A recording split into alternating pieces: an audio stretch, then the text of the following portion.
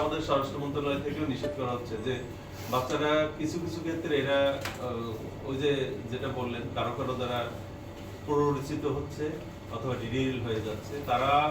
একাধিক গ্রুপ হয়ে গেছে, তাদের যে প্রথম যে মৌলিক উদ্দেশ্য ছিল